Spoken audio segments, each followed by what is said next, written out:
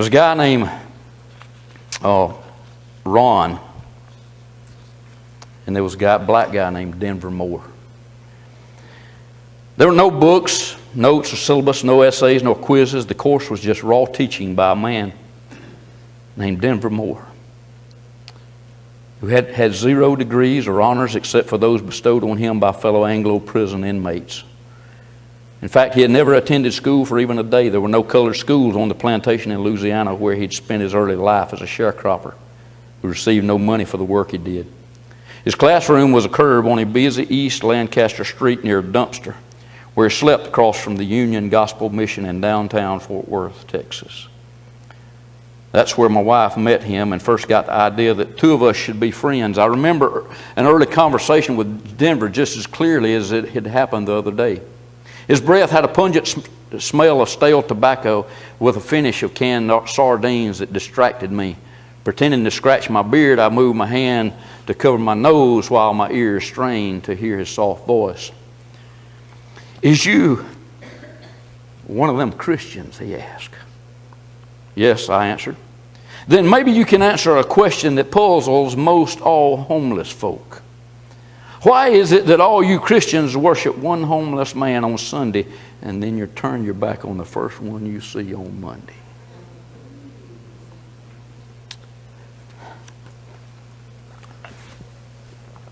A moment passed, so I sat there paralyzed, like I'd been shot with a stun gun. Finally, I said, "I don't have an answer for that." "Mr. Ron," he said, "you never know whose eyes God is watching you out of. I'm telling you, it ain't going to be your preacher or your Sunday school teacher. It just might be one of them fellows sitting on the curb like me." He looked hard at me.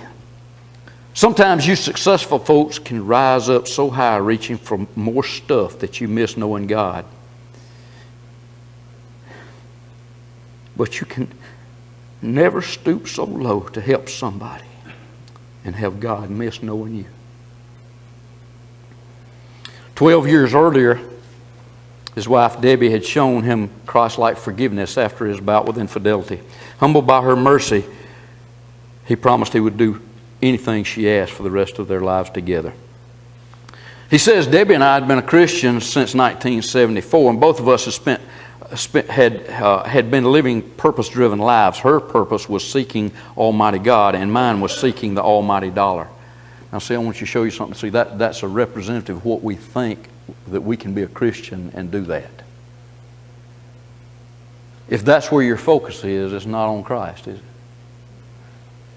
Now, this man, I believe, came to know Christ, and he thinks he was saved, but he wasn't saved at this point, I don't believe. I had succeeded as a wealthy international art dealer, but our marriage was on the verge of collapse. Instead of divorce papers, she offered me a path of loving kindness, and by God's grace, I finally chose the better road. So he finally figured it out. After years of focusing on my career, I was longing to live out my cowboy dreams at Rocky Top, our ranch on the Bravos River 50 miles west of the city, but Debbie had other ideas. She convinced me to build her dream home in Fort Worth. And it was there that she began hearing from God through a different sort of dream, the kind God uses to speak. One day she dreamed about a specific homeless man. "I saw his face," she told me one morning. "Like a verse in Ecclesiastes 9:15, he is a poor man who is wise, and by his wisdom our lives and city will be changed."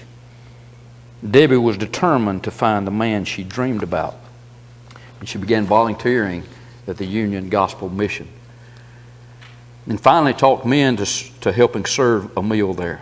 I was apprehensive. Years earlier on a sidewalk in New York City, I had been accosted by a crazed homeless man who threatened to kill me. And after that encounter, I shunned the homeless, asking myself what will happen to me if I stop to help. 2 weeks later, I found myself standing on the sidelines when an angry giant of a man, wearing no shoes or shirt, charged into the mission dining hall, screaming that he was going to kill everyone unless whoever stole his shoes returned them.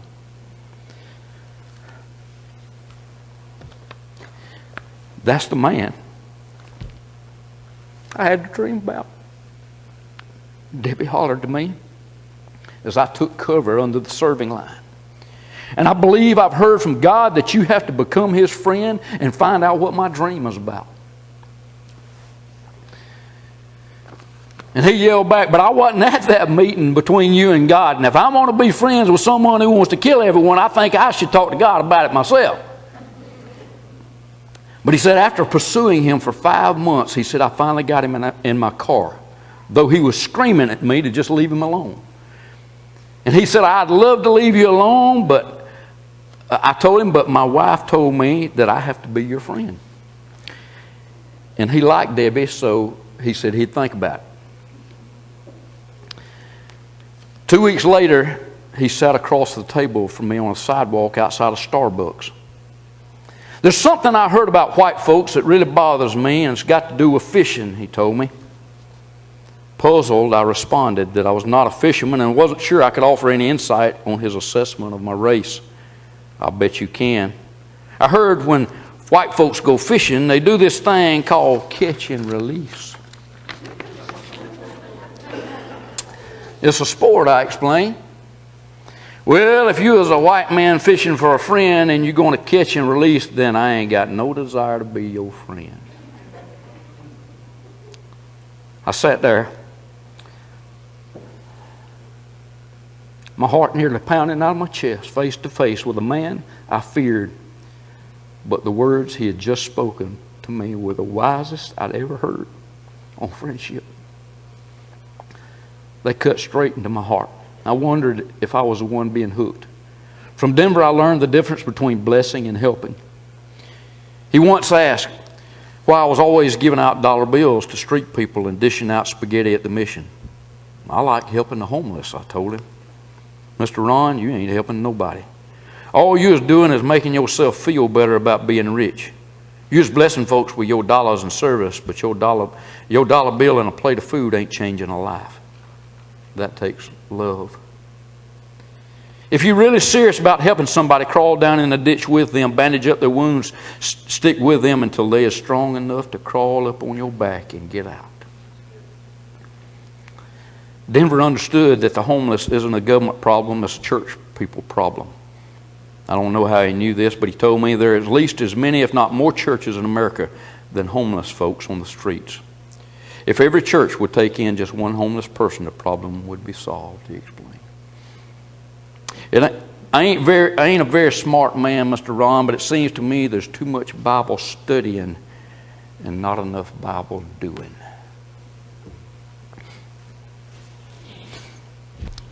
It didn't take a PhD to realize that God had a plan for our relationship with Denver. Just a few months into our friendship, Denver told me, what Miss Debbie is doing for the homeless, she is precious to God.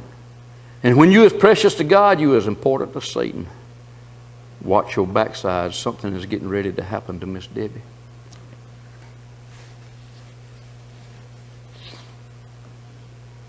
A few days later, Debbie was diagnosed with stage 4 cancer. For the next 19 months, we fought the mother of all battles, and Denver became a soldier in the army of the Lord and fought alongside us. The man I once thought had nothing to offer me in a friendship became the man God used to comfort us as we faced our darkest hours. My wife's final words to me were, don't give up on Denver. God is going to bless your friendship in ways you can never imagine. With Debbie in heaven, Denver moved in. He said the Lord spoke to him before her death and told him to pick up Debbie's torch for the homeless. And that's what he did. Debbie's dream of the city being changed by a poor but wise man became a reality. 4 years later, Denver was named the Philanthropist of the Year for his work on behalf of the homeless in Fort Worth. And the new mission was built. And over the years, Denver and I spoke at more than 400 events on behalf of the homeless, which helped raise over $70 million. That was spread to missions all across America. Denver lived with me for 9 years until his passing in March 2012 at the age of 75, and I miss him dearly. But in the words of my friend, whether we is rich or poor or something in between, this earth ain't no final resting place. So in a way, we is all homeless, just working our way home.